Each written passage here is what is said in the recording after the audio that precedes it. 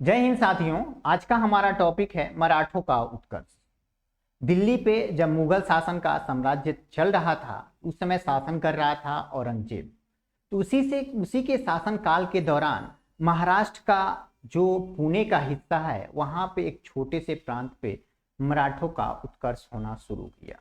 अगर बात करें मराठा साम्राज्य के स्थापना की तो शिवाजी के द्वारा एक छोटे से प्रांत में मराठा साम्राज्य की स्थापना की जाती है और धीरे धीरे बहुत सारे किला को जीत जीत के अपने मराठा साम्राज्य का विस्तार किया जाता है। इसी के बारे में हम लोग को आज चर्चा करना है। ओके, तो चलिए हम लोग एकदम शुरू से देखते हैं। अगर बात करें तो भारत का ये दक्षिण वाला हिस्सा, यहाँ पे ये मुंबई का जो पुणे वाला हिस्सा है, यहाँ पे मराठाओं का एक छोटा सा प्रांत हुआ करता था मराठा का। और इसी के समवर्ती यहाँ पे एक और राज्य था जिसका नाम था बीजापुर। और यहाँ पे दिल्ली पे उस समय किसका शासन था? तो मुगलों का। ओके, मुगलों का शासन हुआ करता था। और मुगल में कौन था? तो औरंगजेब हुआ करता था, औरंगजेब। शिवाजी इतने प्रतापी शासक थे कि उनके उनसे ये औरंगजेब भी परेशान हो गया था। लगभग 20 से 25 सालों तक औरंगजेब को आके दक्षिण भारत में रहना पड़ा था। मुगल साम्राज्य का एक तरह से ये नाक में दम करके रख दिए थे। ये अपने साम्राज्य का विस्तार करते जा रहे थे, जिसको देख के औरंगजेब खुद ही उनको रोकने के लिए दक्षिण भारत में आके बहुत सारे अभियान भी चलाए थे। ठीक है, तो इसी मराठा साम्राज्य के बारे में हम लोग बात करेंगे। तो मराठा साम्राज्य में सब इसके संस्थापक जो माने जाते हैं वो थे शिवाजी। ओके, मराठा साम्राज्य के संस्थापक शिवाजी माने जाते हैं। यही है शिवाजी जो अपने घोड़े पे बैठ के एक वीरता का प्रतीक दिखा रहे हैं। ठीक है, इनके जन्म की बात करें तो इनका जन्म कब हुआ था? तो 1627 ईस्वी में। एग्जैक्ट डेट नहीं पूछता है, 6 अप्रैल 1627 में इनका जन्म हुआ था। कहाँ पे? तो शिवनेर में। शिवनेर कहाँ है? तो महाराष्ट्र का एक जगह है जिसका नाम है जुन्नर।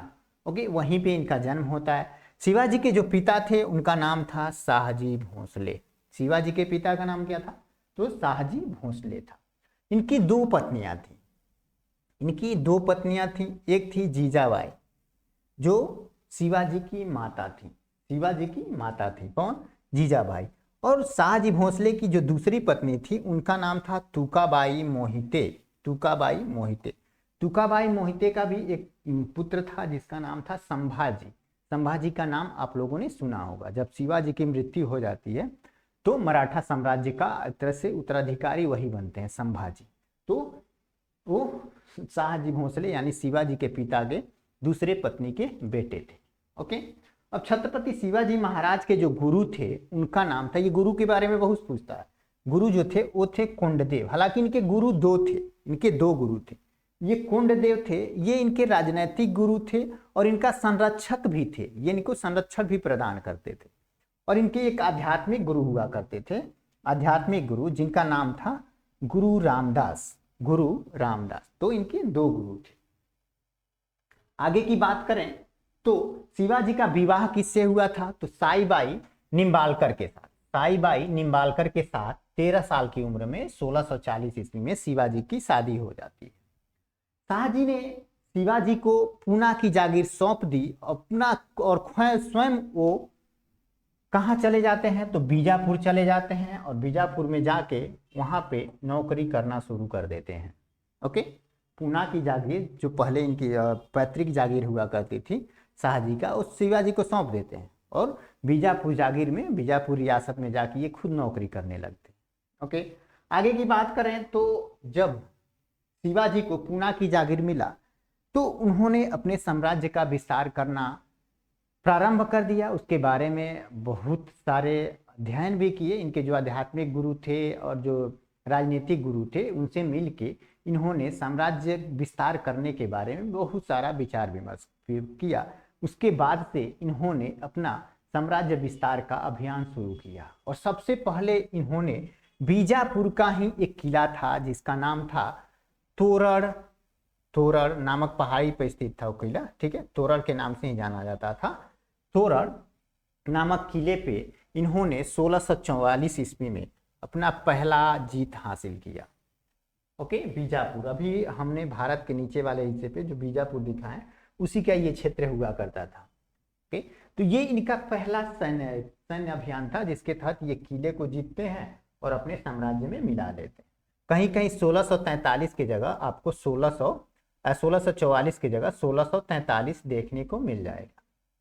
ओके, यहाँ तक कि कहीं कहीं शिवाजी के जन्म के बारे में अगर बात करें तो 1627 ना दे के 19 फरवरी 1630 देता है, लेकिन एनसीईआरटी में 1627 ही दिया रहता है और कई बार एग्जाम में 27 ही सही किया है आंसर, तो हम लोग 27 मान के ही चलेंगे कि शिवाजी का जन्म 27 में ही हुआ था। लेकिन शिवाजी का प्रथम सैन्य अभियान जब था वो 1644 ईस्वी में था। किसके खिलाफ था? तो बीजापुर का जो तोरण नामक पहाड़ी पे जो किला था उसके विरुद्ध था और उसको जीतते हैं और पहला किला अपने अंडर में मिला लेते हैं, अपने साम्राज्य का थोड़ा सा विस्तार कर लेते हैं। अब आगे की बात करें तो 1656 ईस्वी में शिवाजी ने अपनी राजधानी रायगढ़ को बनाई। शिवाजी ने अपनी राजधानी रायगढ़ को बनाई। कब बनाई? तो 1656 ईस्वी में। शिवाजी के राजा की उपाधि औरंगजेब ने ही दी थी। हालांकि देखिएगा 1666 ईस्वी में जब शिवाजी औरंगजेब के दरबार में पहुंचते हैं तो औरंगजेब उनको आम नागरिकों की तरह ट्रीट करता है, तो उससे शिवाजी तरह से नाराज हो जाते हैं और उसका विरोध करने लगते हैं। जब वो विरोध करते हैं तो शिवाजी को पकड़ के जयपुर भवन में कैद कर देता है।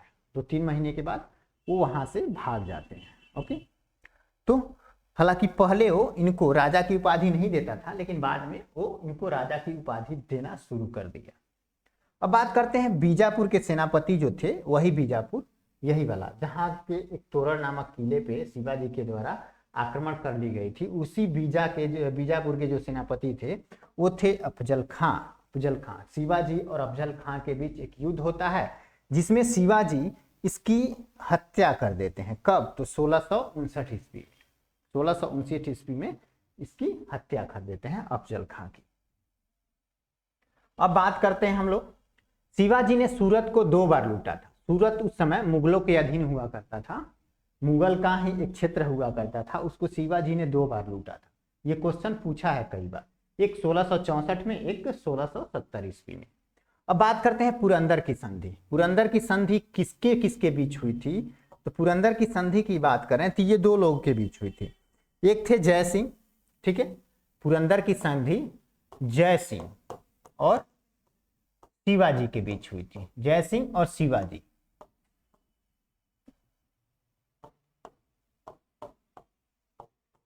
के बीच हुई थी। और ये पुरंदर की संधि थी क्या? तो 1665 तक कब हुई थी? तो 1665 में हुई थी। 1665 तक शिवाजी ने टोटल लगभग 35 किले पे अधिकार कर लिया था। 35 किलो को जीत चुके थे शिवाजी। तो जब पुरंदर की संधि हुई तो शिवाजी को उसमें से 35 में से 23 किले पुरंदर की संधि के तहत मुगल को देना पड़ा, मतलब मुगल साम्राज्य को देना पड़ा था। मुगल साम्राज्य को देना पड़ा था। इन्होंने उस समय तक टोटल 35 किले जीत चुके थे। 1665 तक ये 35 किले टोटल जीत चुके थे।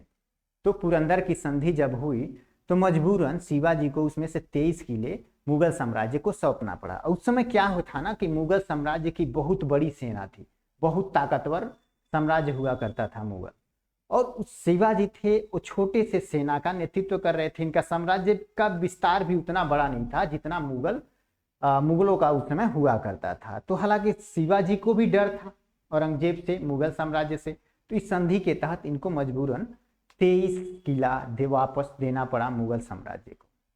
तो इसलिए ये पुरंदर की संधि बहुत ही फेमस हो जाती है, जो 1665 ईस्वी में महाराजा जय सिंह मुगलों का सेनापति हुआ करते थे। ओके, और शिवाजी के मध्य हुआ था। एक ये यूपीएससी का बना क्वेश्चन है, हमने देखा था, ठीक है, ये यूपीएससी का बना क्वेश्चन है कि जब ये संधि हुई थी, पुरंदर की जब संधि हुई थी 1665 ईस्वी में, तो महाराजा जय सिंह और शिवाजी के बीच में तो हुई थी, लेकिन उस समय वहां पे एक व्यक्ति उपस्थित था जिसका नाम था मनुची। इसके बारे में पूछा था, मनुची वहां पे उपस्थित था। तब आपका क्वेश्चन होगा कि सर मनुची कौन था, तो मनुची एक इटालियन यात्री हुआ करता था, इटली से भारत की यात्रा पे आया था और इसने बहुत सारी किताबें लिखी हैं मुगल शासन व्यवस्था पे। ओके, पूरे भारत में भ्रमण किया और यहाँ के शासन व्यवस्था के बारे में अपने किताब में बहुत विस्तार तरीके से वर्णन भी किया गया। ओके, अब आगे बात करते हैं। तो शिवाजी को औरंगजेब ने मई 1666 ईस्वी में जयपुर भवन में कैद कर दिया, जहां वे 16 अगस्त 1666 ईस्वी को भाग निकले थे। अब क्या होता है, अभी बताए थे शुरू में कि शिवाजी उसके दरबार में जाते हैं तो इसके साथ आम जनता की तरह ट्रीट किया जाता है शिवाजी के साथ। औरंगजेब इनको राजा जैसा ट्रीट नहीं करता है, तो उसका शिवाजी विरोध कर देते हैं। जब उसका विरोध करते हैं तो औरंगजेब इनको पकड़ के जयपुर भवन में कैद कर देता है।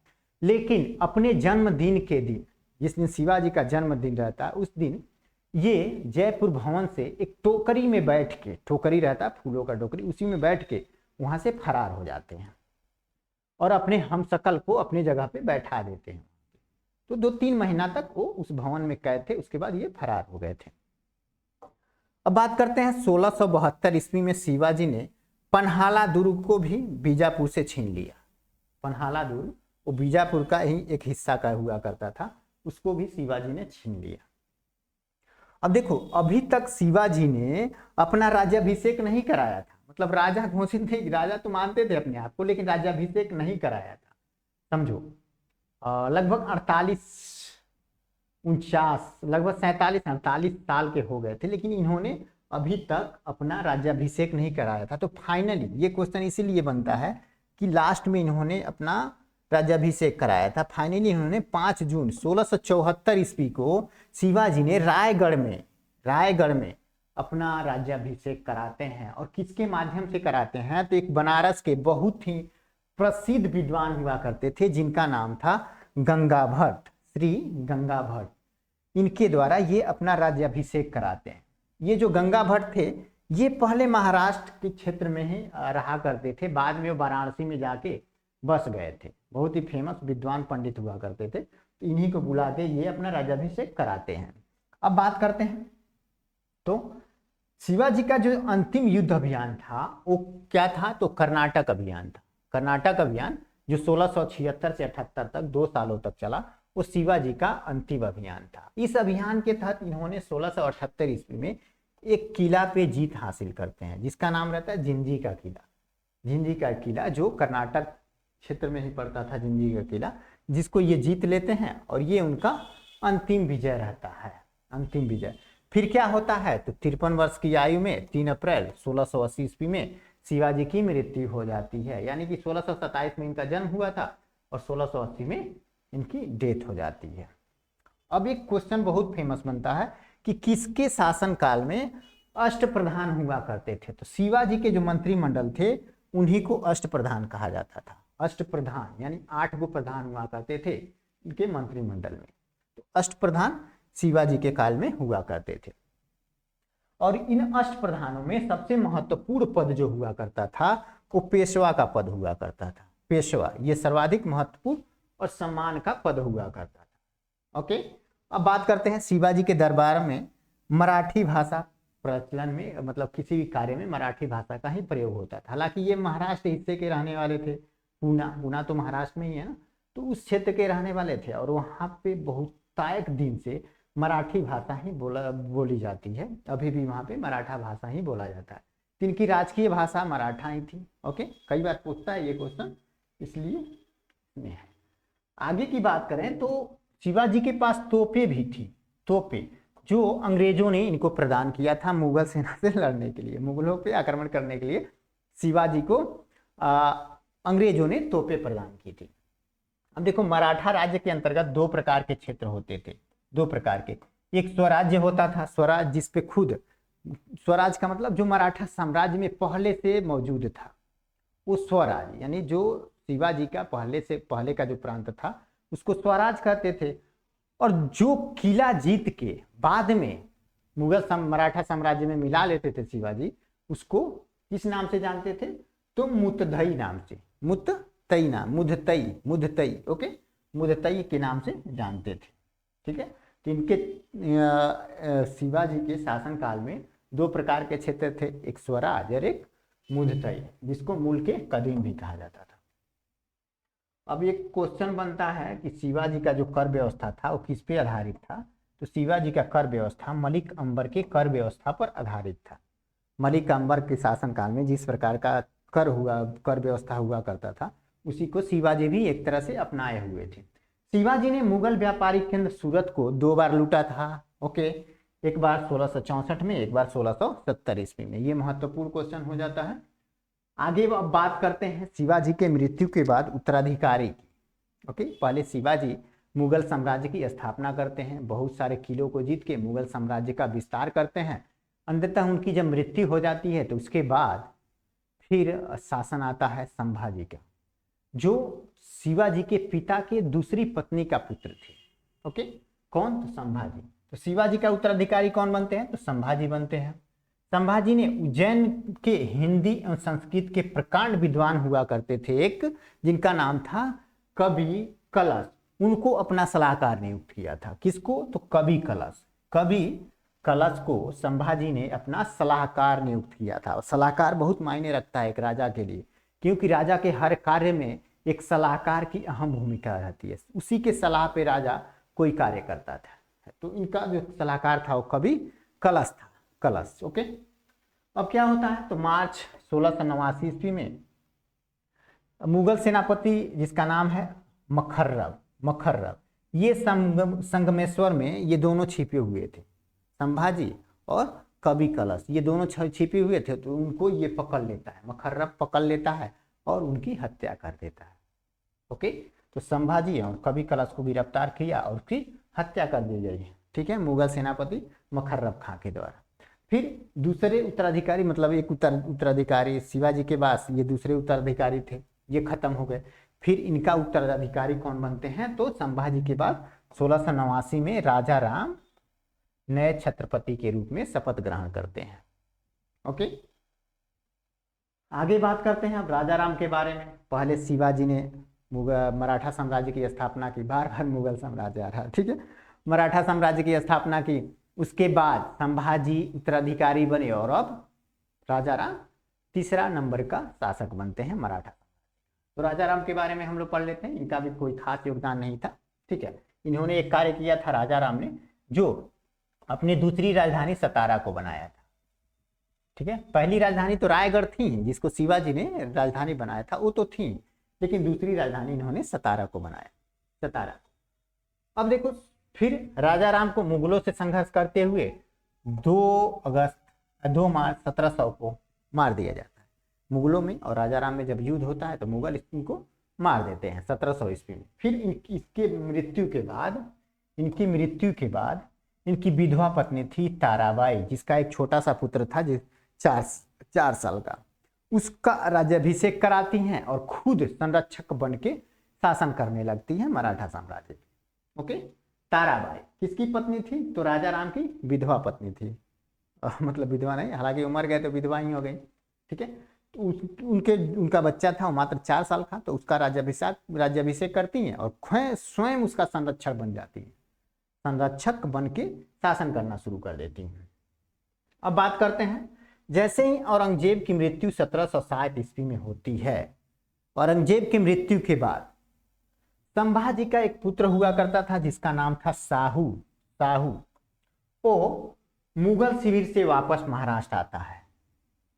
जब औरंगजेब था तो साहू को एक शिविर में कैद किए हुए था, लेकिन जब औरंगजेब मर जाता है तो वहां से ये छूट के फिर अपने क्षेत्र में आते हैं, और आते ही राज्य, मतलब क्या कहते हैं, गद्दी के लिए ये एक तरह से अपना अधिकार जमाने लगता है कि मेरा अधिकार होना चाहिए गद्दी पे। ठीक है, क्योंकि शिवाजी के बाद संभाजी हालांकि गद्दी को संभाले थे, फिर राजा राम संभाले थे, तो उस समय साहू भी जिंदा थे। तो इनका कहना था कि मराठा साम्राज्य पे हमारा शासन होना चाहिए, न कि राजा राम के पुत्र को, जो अभी 4 साल का है, उसका शासन नहीं होना चाहिए। इसके लेके दोनों के बीच संघर्ष होते हैं, युद्ध होते हैं, और उस युद्ध का नाम रहता है खेड़ा का युद्ध। तो साहू एवं ताराबाई के बीच 1707 में ही खेड़ा का युद्ध होता है, और इस युद्ध में साहू की जीत हो जाती है और इनकी ताराबाई की हार हो जाती है। फिर साहू की जीत हो जाने के बाद अब क्या होता है, तो अब थोड़ा सा प्रशासन में परिवर्तन देखने को मिलता है, परिवर्तन देखने को मिलता है। पहले सर्वे सर्वा मराठा साम्राज्य हुआ करता था, लेकिन यहाँ थोड़ा सा परिवर्तन क्या देखने को मिलता है, तो साहू के नेतृत्व में नवीन मराठा साम्राज्य के प्रवर्तक पेशवा लोग थे। जब इसका शासन स्थापित हुआ तो उस समय जो प्रवर्तक मतलब कह सकते हैं मेन लोग, मुख्य भूमिका निभाने वाले लोग थे, वो पेशवा होने लगे थे, पेशवा होने लगे थे। पेशवा पद पहले पेशवा के साथ ही वंशानुगत हो गया था। यानी जब पेशवा पद निर्धारित किया गया था मराठा साम्राज्य में, तभी से पेशवा पद वंशानुगत चला आ रहा था। एक पेशवा के मरने के बाद उसी परिवार का दूसरा पेशवा उस पद को संभालता था। ओके, अब क्या था, तो पेशवा कहाँ के रहने वाले थे, तो पुणे के रहने वाले थे। अब हम लोग पेशवा के बारे में पढ़ना स्टार्ट करेंगे, ठीक है। हालांकि वो भी मराठा साम्राज्य का ही एक तरह से अंग हुआ करता था। अब होता है 1713 ईस्वी में साहू ने बालाजी जो विश्वनाथ थे उनको पेशवा बनाया। साहू बालाजी विश्वनाथ को पेशवा बनाता है। बालाजी विश्वनाथ की 1720 ईस्वी में मृत्यु हो जाती है। बालाजी विश्वनाथ की एक तरह से 1720 ईस्वी में मृत्यु हो जाती है। ये क्वेश्चन बनता है कि पहला पेशवा कौन था, मराठों के द्वारा एक तरह से स्थापित पहला पेशवा कौन था, तो वो थे बालाजी विश्वनाथ, जिनकी मृत्यु 1720 ईस्वी में हो जाती है। इनकी जैसे ही मृत्यु वो होती है तो इसके बाद पेशवा कौन बनता है, तो बाजीराव प्रथम। हाँ जी, ये वही बाजीराव प्रथम है जिसपे मूवी बनी हुई है, बाजीराव मस्तानी, ठीक है। इसी बाजीराव प्रथम पे वो मूवी बनी हुई है। अब जब ये बाजीराव प्रथम पेशवा बनता है तो पेशवा बनते ही ये मुगल साम्राज्य की कमजोर हो गई नींव, मतलब उस समय मुगल साम्राज्य बहुत कमजोर हो गया था, ठीक है। मोहम्मद शाह शासक हुआ करता था, औरंगजेब मर गया था। औरंगजेब के मरने के बाद मुगल प्रशासन व्यवस्था एकदम चरमराने लगी थी। तो इसने क्या बोला, पेशवा बाजीराव प्रथम ने मुगल साम्राज्य की कमजोर हो रही स्थिति का फायदा उठाने के लिए साहू को उत्साहित करते हुए कहा कि आओ हम इस पुराने वृक्ष के खोखले तने पर प्रहार करें। जब हम खोखले तने पे प्रहार करेंगे तो उसकी डालियां और शाखाएं स्वयं गिर जाएंगी, धराशायी हो जाएंगी। तो साहू ने इसके उत्तर में क्या कहा कि निश्चित ही आप एक योग्य पिता के एक योग्य पुत्र हैं। तो फिर दोनों ने मिलके मुगल साम्राज्य का मुकाबला करते हैं और मुगल साम्राज्य के जो शासक हुआ करता था उसको हरा देते हैं, जो आगे हम लोग उस पर चर्चा करने वाले। अब देखो, पालखेड़ा का युद्ध 7 मार्च 1728 ईस्वी को बाजीराव प्रथम और निजामुल मुल्क के बीच होता है। निजामुल मुल्क उसी समय मराठा साम्राज्य का एक अलग हिस्सा हुआ करता था, जहां का प्रशासन यही हुआ करता था, निजामुल मुल्क। उसके और बाजीराव के बीच एक युद्ध होता है 1728 ईस्वी में। ये दिल्ली से हट के दूसरे क्षेत्र में शासन कर रहा था, ठीक है। तो उससे होती है 1728 ईस्वी में, और इस युद्ध में निजामुल की हार हो जाती है। और जब निजामुल हार जाता है तो एक संधि करता है। संधि के तहत मुंगी शिवगांव बाजीराव प्रथम को सौंप देता है, तो उसी को मुंगी शिवगांव की संधि कहते हैं, ठीक है। फिर दिल्ली पर आक्रमण करने वाला प्रथम पेशवा कौन रहता है, तो बाजीराव प्रथम रहता है, जो कब आक्रमण करता है, तो 29 मार्च 1737 ईस्वी को ये दिल्ली पे आक्रमण करता है। बाजीराव प्रथम मस्तानी वाला, ठीक है, जिसमें रणवीर सिंह ने बाजीराव प्रथम की भूमिका निभाई थी और दीपिका पादुकोण ने किसकी, मस्तानी की रोल निभाई थी। तो वही बाजीराव प्रथम है जिसने दिल्ली पे पहली बार कोई पेशवा आक्रमण किया था। वो था बाजीराव प्रथम। कब, तो 1737 ईस्वी में। उस समय मुगल शासक मोहम्मद शाह हुआ करता था, जो दिल्ली छोड़ के भागने के लिए भी तैयार हो गया था। इतना जबरदस्त आक्रमण हुआ था बाजीराव प्रथम के द्वारा। अब देखो, बाजीराव प्रथम मस्तानी नामक महिला से संबंध होने के कारण चर्चा में रहे थे, बहुत चर्चित थे, ठीक है। इसीलिए उस पर मूवी बना है, मस्तानी, बाजीराव मस्तानी। ये उससे प्यार हो गया था, हालांकि शादीशुदा तो था ही बाजीराव प्रथम, फिर भी ससुरा के मोहब्बत हो गया था, इसलिए ये चर्चा का विषय था, उस पर मूवी भी बना है। अब बात करते हैं 1740 ईस्वी में बाजीराव प्रथम की मृत्यु हो जाती है। बाजीराव प्रथम की मृत्यु कब होती है? तो 1740 ईस्वी में। और जैसे ही इसकी मृत्यु होती है तो उसके बाद बालाजी बाजीराव 1740 ईस्वी में पेशवा बन जाते हैं। बालाजी बाजीराव पेशवा बन जाते हैं। ठीक है, बालाजी बाजीराव को ही नाना साहब कहा जाता था। मूवी में भी दिखाया गया, वो मूवी देखिएगा ना, तो मूवी में दिखाया गया है कि जैसे ही बाजीराव प्रथम का मृत्यु होता है तो बालाजी बाजीराव राजगद्दी संभालते हैं, पेशवा का पद संभालते हैं। इनको नाना साहब भी कहा जाता था, नाना साहब प्यार से इनको नाम रखा गया था। अब देखो संगोला की संधि, संगोला की संधि अब होती है, जिसके तहत बालाजी बाजीराव और राजाराम द्वितीय के बीच हुआ था ये संधि। हालांकि राजाराम द्वितीय ये मराठा हुआ करता था और बालाजी बाजीराव ये पेशवा हुआ करते थे। तो इन दोनों के बीच संधि जब होती है तो इस संधि के तहत क्या होता है? तो मराठा संगठन का वास्तविक नेता अब पेशवा बन जाता है। पहले मतलब जो वास्तविक नेता होता था मराठा साम्राज्य का वो मराठा ही होता था, लेकिन अब क्या हो गया?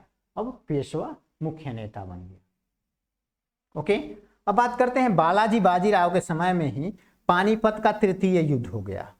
पानीपत का प्रथम युद्ध के बारे में हम लोग पढ़े थे, बाबर के द्वारा 1526 ईस्वी में किया जाता है।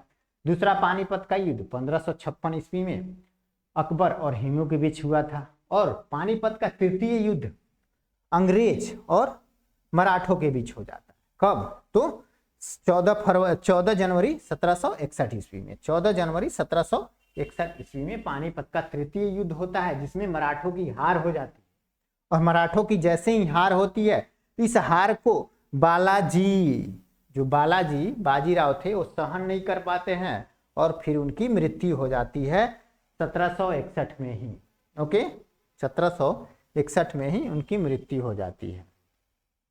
अब बात करते हैं उसके बाद कौन बनता है? तो माधवराव नारायण प्रथम 1761 में ही पेशवा बनता है। ओके, इसने मराठों की खोई हुई प्रतिष्ठा को पुनः प्राप्त करने का प्रयास किया, जिसके तहत वो अंग्रेजों को सबक सिखाना चाहता था। सबक सिखाने के क्रम में क्या कार्य करता है? तो सबसे पहले क्या करता है? तो माधव नारायण प्रथम ने ईस्ट इंडिया कंपनी की पेंशन पर रह रहे उस समय का मुगल बादशाह शाह आलम द्वितीय जो मुगल शासक हुआ करता था, उसको अंग्रेज पेंशन देते थे और कहते थे आराम से पेंशन दे रहे हैं और बैठ के जीवन यापन करो अपना, हम तुम्हारे राजपाट को संभाल रहे हैं। तो क्या करता है माधवराव कि जो पहले से ईस्ट इंडिया कंपनी जो पेंशन दे के बादशाह आलम शाह द्वितीय को अपने खुद प्रशासन संभाल रहे थे, तो उसको पुनः दिल्ली की गद्दी पे बैठाता है।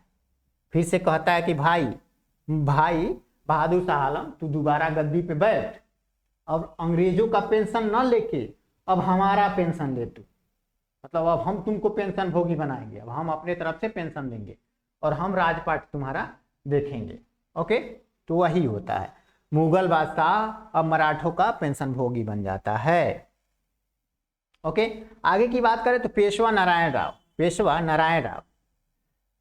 1772-73 ईस्वी में हत्या उसके चाचा रघुनाथ राव के द्वारा कर दी जाती है। जो नारायण राव पेशवा माधव नारायण राव हुआ करता था, उसकी हत्या उसी के चाचा के द्वारा कर दी जाती है। ओके, फिर पेशवा माधवराव नारायण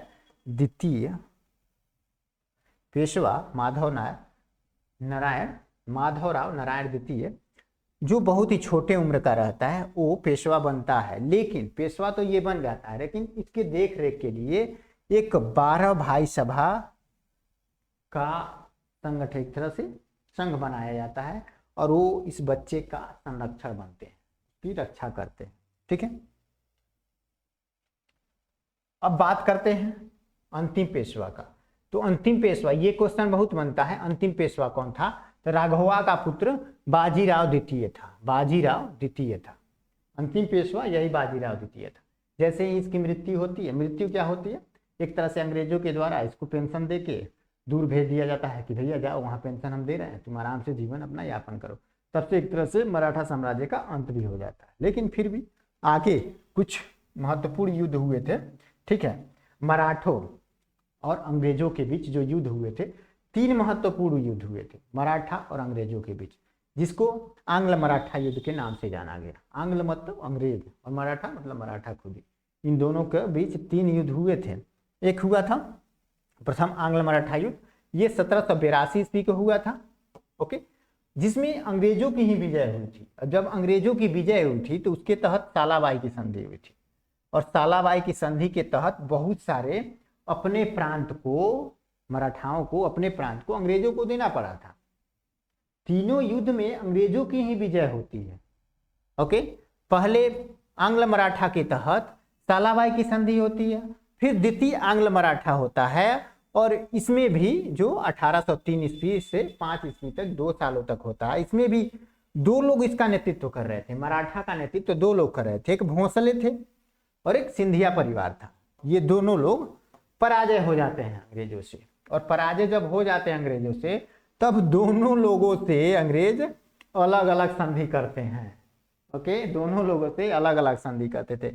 बहुत ही चतुर दिमाग के हुआ करते थे उस समय अंग्रेज, तो दोनों लोगों से संधि करते हैं। पहला देवगांव की संधि, जो मराठा शासक हुआ करते थे, ठीक है, जिनका नाम था रघुजी भोंसले। रघुजी भोंसले से एक संधि होती है 1803 में ही, ठीक है, अंग्रेज और रघुजी भोंसले के बीच। उसका नाम रहता है देवगांव की संधि। फिर सुरजी अर्जन गांव की संधि, एक देवगांव की संधि जो मराठों के साथ हुई थी, और एक सुरजी अर्जन गांव की संधि जो किसके बीच हुई थी, तो ये भी सेम उसी समय हुआ था 1803 में ही, ओके, जो दौलताराव सिंधिया एवं अंग्रेजों के बीच हुआ था, यानी कि सिंधिया परिवार और अंग्रेजों के बीच हुआ था। कौन सी संधि, तो सुरजी अर्जन गांव संधि। अब आगे की बात करते हैं मंदसौर की संधि। एक मंदसौर की भी संधि हुई थी, थोड़ा मराठा से हट के ये था, मराठा साम्राज्य का ही हिस्सा हुआ करता था, लेकिन मराठा से हट के थोड़ा, ओके। ये भी अंग्रेजों के द्वारा ही हालांकि जीत लेने के बाद संधि की गई थी। इसमें होलकर और अंग्रेजों के बीच ये संधि हुई थी 1818 ईस्वी, जिसमें हालांकि बहुत सारे गांव अंग्रेजों को देना पड़ा था, ठीक है, बहुत सारे क्षेत्र मंदसौर का अंग्रेजों को देना पड़ा था, उसी को मंदसौर की संधि से नाम जाना गया। फिर बात करते हैं तृतीय आंग्ल मराठा युद्ध। तृतीय आंग्ल मराठा युद्ध की, तृतीय आंग्ल मराठा युद्ध कब होता है, तो 1817 से 1819 ईस्वी तक। देखो इसका डेट याद रखना, प्रथम आंग्ल मराठा युद्ध 1782 ईस्वी तक, द्वितीय आंग्ल मराठा युद्ध 1803 से 1805 ईस्वी तक, और तृतीय मराठा युद्ध कब हुआ, तो आंग्ल मराठा युद्ध 1817 से 1819 ईस्वी तक, ठीक है। इस युद्ध के बाद क्या होता है, तो मराठा शक्ति और पेशवा के वंशानुगत पद दोनों को समाप्त कर दिया जाता है। मतलब मराठा शक्ति भी समाप्त हो जाता है, और पेशवा का जो वंशानुगत पद चला आ रहा था, उन दोनों को अंग्रेजों के द्वारा समाप्त कर दी जाती है, ओके, दोनों के पद समाप्त कर दिए जाते। अब बात करते हैं मराठा प्रशासन की। हम लोग मराठा उत्कर्ष के बारे में जो टॉपिक था वो कवर कर चुके हैं, अब मराठा प्रशासन के बारे में हम लोग पढ़ेंगे, ओके। ये टॉपिक थोड़ा लंबा है बुक में आपका, लेकिन क्वेश्चन बहुत ज़्यादा नहीं बनता है, इसलिए हम इसको शॉर्ट कर दिए हैं, बहुत ही शॉर्ट। तो देखते हैं, पूना में स्थित पेशवा का सचिवालय जो था वो मराठा प्रशासन का केंद्र हुआ करता था। पुणे में पेशवा का सचिवालय, पुणे वही महाराष्ट्र का जो हिस्सा है, वहाँ पे पेशवा का जो सचिवालय था वही मराठा प्रशासन का केंद्र हुआ करता था, जिसे हजूर दफ्तर कहते थे। किस नाम से जानते थे, तो हजूर दफ्तर। कारकून नामक जिले का अधिकारी जो होता था वो विशेष घटनाओं की सूचना सीधे किसको देता था, तो सीधे केंद्र को देता था। ये केंद्र यानी सचिवालय तक अपना सूचना डायरेक्ट पहुंचाता था। कौन, कारकून। कारकून के द्वारा कोई सूचना, विशेष घटनाओं वाली सूचना कोई होती थी, तो ये डायरेक्ट सचिवालय पहुंचाने का कार्य करता था। महल का मुख्य कार्यकर्ता होता था, उसको हवलदार कहा जाता था, और इसकी सहायता के लिए मजूमदार और फडणवीस की भी नियुक्ति की गई थी, मजूमदार और फडणवीस की भी। अब देखो, कोतवाल नगर का मुख्य प्रशासक हुआ करता था, जो नगर आज के डेट में शहर नगर दोनों एक ही है ना, शहर जो है उसका होता है ना एक हेड इंचार्ज, तो जैसे पुलिस विभाग का हेड इंचार्ज, हेड ऑफिस, तो ऐसे ही उस समय कोतवाल हुआ करते थे। गांव में चौकीदार यानी कि जागला, जिसको जागला भी कहते थे, ये अपराधियों को पता लगाने का काम करता था। गांव में जो अपराध करते थे उसका पता कौन लगाता था, तो चौकीदार। आज भी यही काम करता है चौकीदार, है ना। अब देखो जमीन के जो ओरिजिनल मालिक हुआ करते थे, ठीक है, अस्थाई भू स्वामित्व प्राप्त लोग उस समय क्या कहलाते थे, तो मिरासदार, ये मिरासदार कहलाते थे।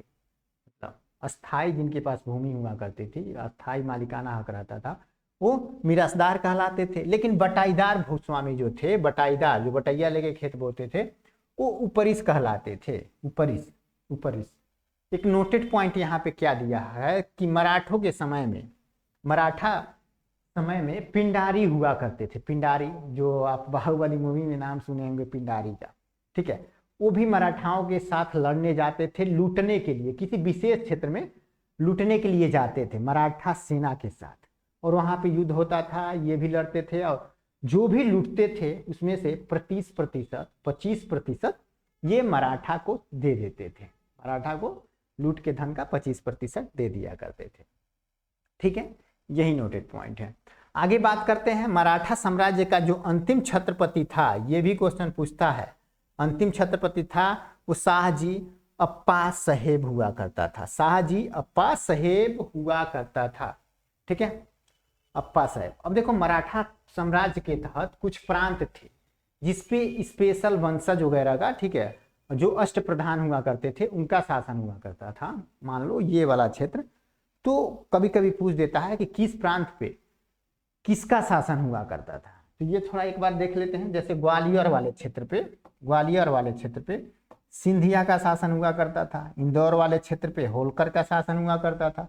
बड़ौदा, गुजरात वाला बड़ौदा, उस पे गायकवाड़ का शासन हुआ करता था। वहीं नागपुर वाले क्षेत्र पे भोंसले का शासन हुआ करता था, और पूना वाले क्षेत्र पे पेशवा का शासन हुआ करता था, ठीक है। तो हमारा आज का मराठों का उत्कर्ष टॉपिक समाप्त होता है। जितना भी महत्वपूर्ण क्वेश्चन जो कॉम्पिटिटिव एग्जाम में बन सकते हैं वो हमने आज के डेट में कवर कर लिया है। नेक्स्ट टॉपिक हमारा होने वाला है आधुनिक इतिहास के बारे में। जी हाँ, हम लोग कल से यानी कि नेक्स्ट क्लास में आधुनिक इतिहास शुरू करने वाले हैं। तो हमारा पहले प्राचीन इतिहास समाप्त हुआ, फिर मध्यकालीन इतिहास हम लोगों ने आज फाइनली समाप्त कर दिया। अब हम लोग प्रवेश करने वाले हैं नेक्स्ट वीडियो में आधुनिक इतिहास में, ठीक है। आधुनिक इतिहास में अब हम लोग पढ़ना शुरू करेंगे, ठीक है। तो आज का हम लोग का सेशन यहीं समाप्त होता है। मिलते हैं नेक्स्ट क्लास में। तो अगर आप लोग को वीडियो अच्छा लगा हो तो उसको लाइक, शेयर और सब्सक्राइब जरूर कर दीजिएगा। फिर हम मिलते हैं नेक्स्ट क्लास में, तब तक के लिए सभी को thank you, tata, bye bye.